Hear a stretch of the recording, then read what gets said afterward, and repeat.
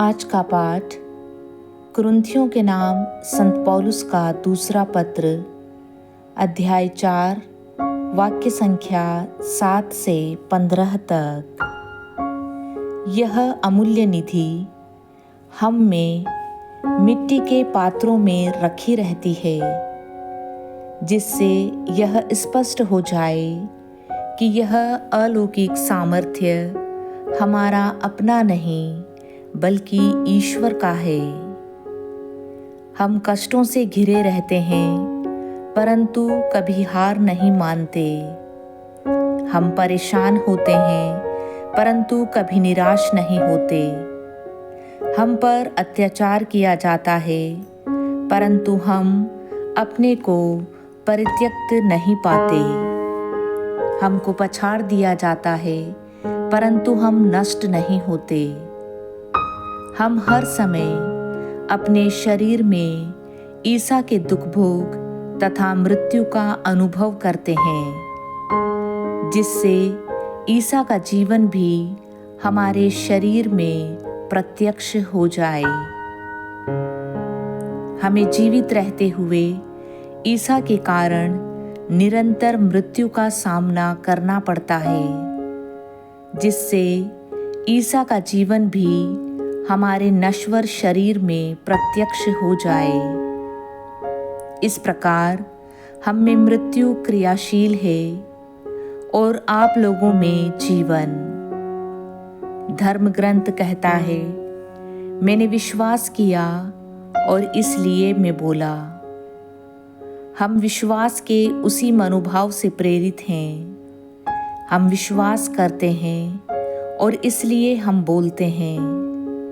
हम जानते हैं कि जिसने प्रभु ईसा को पुनर्जीवित किया, वही ईसा के साथ हमको भी पुनर्जीवित कर देगा और आप लोगों के साथ हमको भी अपने पास रख लेगा। सब कुछ आप लोगों के लिए हो रहा है, ताकि जिस प्रकार बहुतों में कृपा बढ़ती जाती है, उसी प्रकार ईश्वर की महिमा के लिए धन्यवाद की प्रार्थना करने वालों की संख्या बढ़ती जाए। आज का पवित्र सुसमाचार संत मत्ती अध्याय 20, वाक्य संख्या 20 से 28 तक। उस समय जबीदई के पुत्रों की माता अपने पुत्रों के साथ ईसा के पास आई और उसने दंडवत कर उनसे एक निवेदन करना चाहा। ईसा ने उससे कहा, क्या चाहती हो?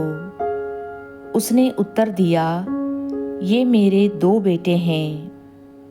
आप आज्ञा दीजिए कि आपके राज्य में एक आपके दाएं बैठे और एक आपके बाएं। ईसा ने उनसे कहा, तुम नहीं जानते कि क्या मांग रहे हो।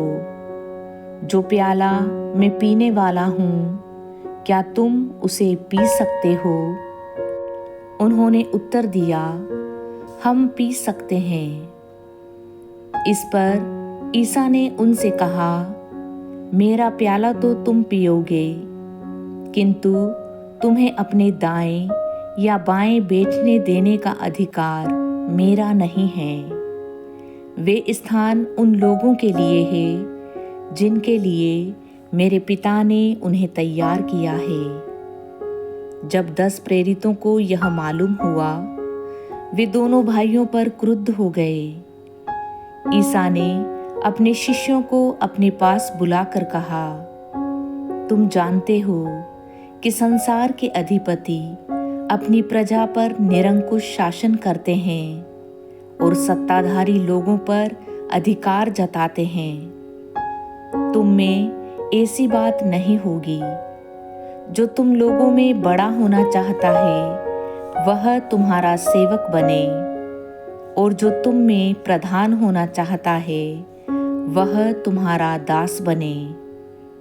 क्योंकि मानव पुत्र भी अपनी सेवा कराने नहीं, बल्कि सेवा करने तथा बहुतों के उद्धार के लिए अपने प्राण देने आया है।